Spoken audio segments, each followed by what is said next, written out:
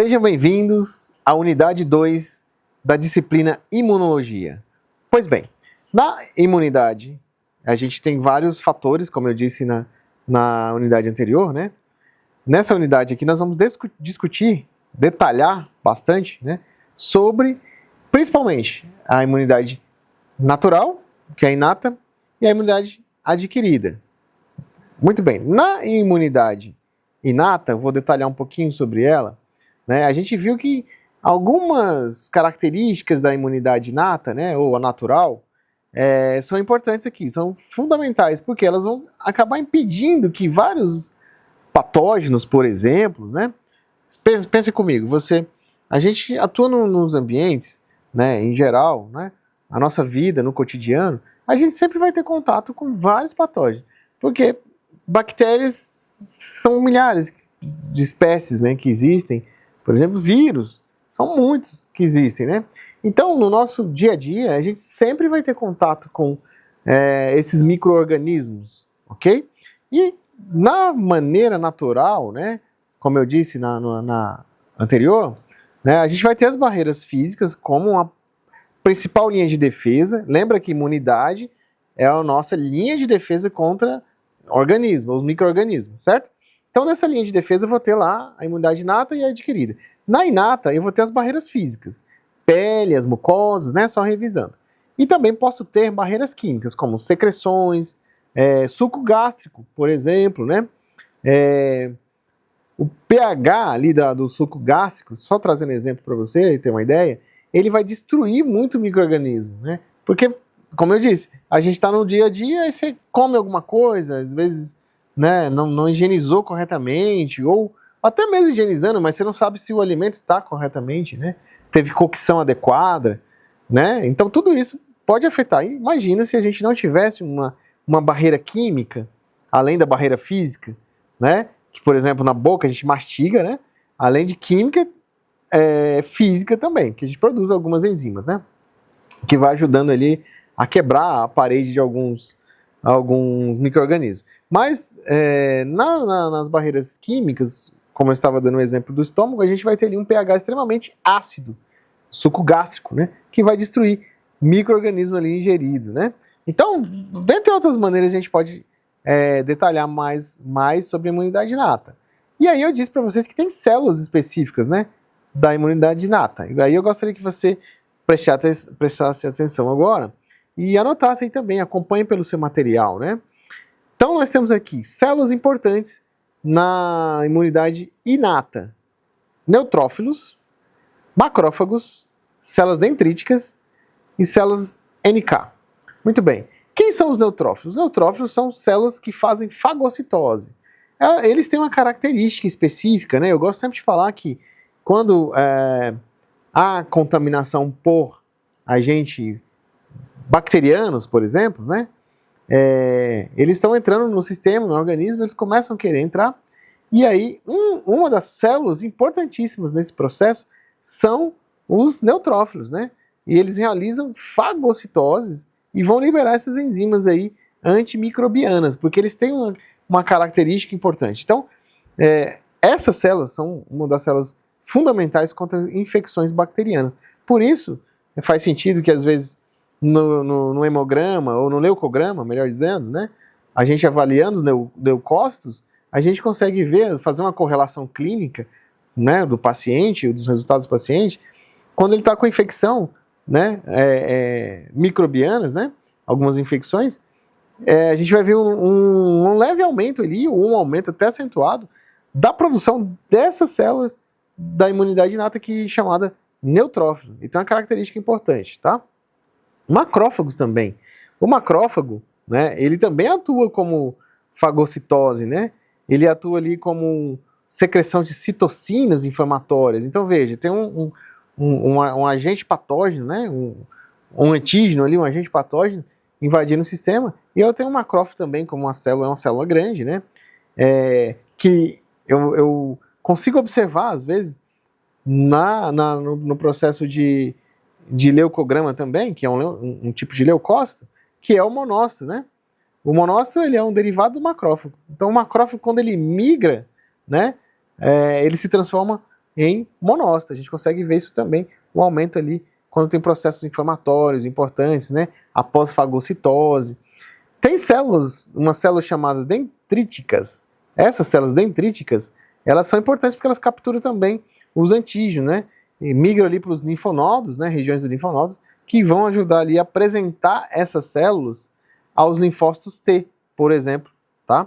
Estabelecendo ali um link entre a imunidade inata, que nós estamos falando, com a imunidade adquirida, tá certo? Então, essas células dendríticas, essas células a gente pode chamar de apresentadoras de antígenos. Por quê? Elas captam, né, como fosse uma fagocitose, leva ali até as regiões de linfonodos, né, e nessas regiões elas conseguem mediar como se ela apresentasse para os linfócitos, né.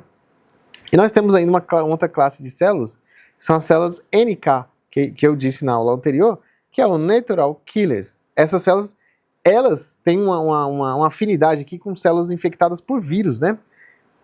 E células também tumorais. Então, o que elas fazem?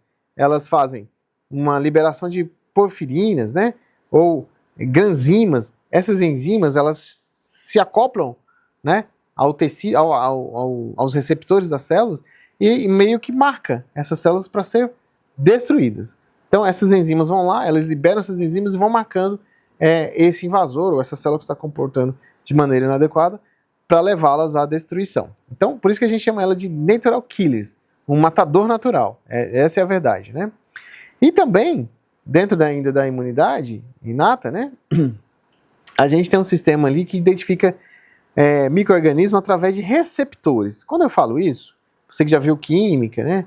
Ou biologia celular, se lembra que a célula tem receptores. Os antígenos também têm ali uma forma de ligar, são os receptores, certo? É como se usasse uma chave e fechadura, tá? Então, vai ter sempre algo que pode conectar. Então, tem alguns receptores, tome nota aí. Esses receptores são específicos, né? Conhecidos ali, por exemplo, como PAMPs. No caso, seria os patógenos associados a moléculas, a padrões moleculares, tá certo? Então, por exemplo, nós temos ali um TLRS, que é um tipo de reconhecimento de açúcares lipossacarídeos, ou RNA, ou DNA bacteriano. Então, tem esses receptores chamados TLRS, Toll-like receptors, ok? Temos também NLRS, ou Node-like, e temos o RLRS, esses nomezinhos mesmo. Acompanhe pelo material, que aí você consegue ir identificando cada um desses aqui. Tá? Esse segundo, que eu expliquei para você, detecta componentes intracelulares, né, de bactérias. Então veja, como é que eu reconheço a bactéria? Como é que o sistema reconhece a bactéria? Para inclusive recrutar os neutrófilos, né, por exemplo, que eu dei um exemplo. Ele vai emitir algumas enzimas, ele vai emitir alguns sinais, e esses sinais serão captados, né, por meio desses receptores. E esses receptores, eles acabam, esses padrões que existem nos antígenos, eles acabam emitindo esse sinal. E é onde vai se conectar uma célula de defesa. Então a gente vai chamar de padrões associados, né, aos antígenos, ok? Muito bem. E aí, dentro desse conceito de imunidade inata, ainda falando da inata, né, na natural, a gente precisa lembrar um pouquinho aqui sobre o processo inflamatório. Dentro da inflamação, né, a gente vai ter de ativar algumas informações que ajudam a resolver esses problemas, na verdade. O sistema de defesa vai auxiliar ali, né, vai equilibrar as coisas. Então, por exemplo, o processo inflamatório é importante colocá-lo aqui nesse contexto, porque é onde a gente vai reconhecer se algo está errado, tá? Vou dar um exemplo. Se a gente corta, né, corta o dedo ali, não sangra o dedo, né? Tá sangrando o dedo, fez um cortezinho mesmo que seja pequeno, vai sangrar. E existe o quê? A gente fala, ai meu Deus, eu tenho que desinfectar, limpar, né, lavar com sabão, né, passar ali o iodo, né? Então, por que se faz isso? Porque a gente entende que tá cheio de micro-organismo em volta. Então, eu abri uma porteira. Então, o meu sistema imune, opa, abriu algo aqui, eu preciso ir lá resolver. Quando ele faz isso, né, a gente chama de resposta inflamatória. Mas no corpo é assim também. Então, às vezes a pessoa está com uma gastrite, ou recebeu ali, teve um contato com vírus, de maneira geral. está gerando uma resposta. E essa resposta, trazendo a inflamação aqui como exemplo, né? Essa resposta inflamatória, eu consigo identificar como um reconhecimento de algo, né? Se for o caso de uma invasão, uma resposta inflamatória, por conta das células estão sendo extremamente infectadas ou danificadas, né? Eu vou precisar responder. Então, o primeiro passo de uma resposta seria reconhecer o que está ocorrendo. Se for um agente infeccioso, por exemplo, né? Vai liberar aquele mediadores químicos. Na imunologia, né, um parênteses aqui, antes de eu avançar um pouco mais, na imunologia a gente tem alguns fatores que a gente chama de mediadores químicos, né? Ou mediadores inflamatórios. Estou dando exemplo de inflamação, mediadores inflamatórios, né? As interleucinas 1, interleucina 6, TNF-alfa, são nomezinhos que a gente dá, não se preocupe por enquanto, só para você entender. São mecanismos que a gente tem que eles ajudam a mediar esse processo de reconhecimento, de recrutamento. Perfeito? Então, depois eu tenho ali maior permeabilidade vascular, né, que ajuda no processo de trânsito, né, de células de defesa, né, de coagulação. E depois eu tenho ali um recrutamento específico de leucócitos para atuar no local da inflamação, ok?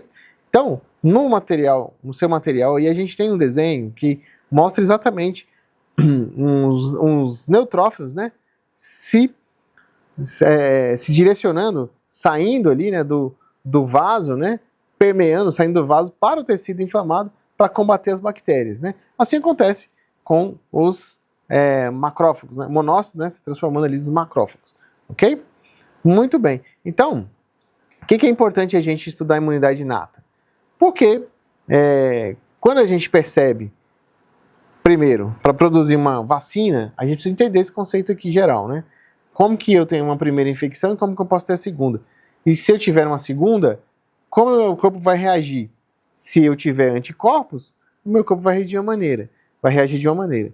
Se eu não gerei anticorpos, ele vai reagir de outra maneira. Então veja, né, então é importante a gente entender isso aí. E os sinais também que normalmente acontecem quando a gente tem um processo infeccioso, inflamatório, né, que vai gerar ali agentes específicos de recrutamento para resolver esse problema. Então, resumindo, a imunidade inata, né, ou natural, é a primeira linha de defesa, é uma linha que gera resposta. Essa resposta ela vai gerar informações que serão encaminhadas para uma resposta adaptativa, que é uma segunda linha de defesa. Muito bem, então aqui eu concluo, né, essa parte da imunidade natural, que você entendeu, que é esse resumo que eu fiz, que é algo que a gente ao nascer já contém ela, né? Essas informações já estão no nosso processo, na medula óssea, vai produzir células específicas, né?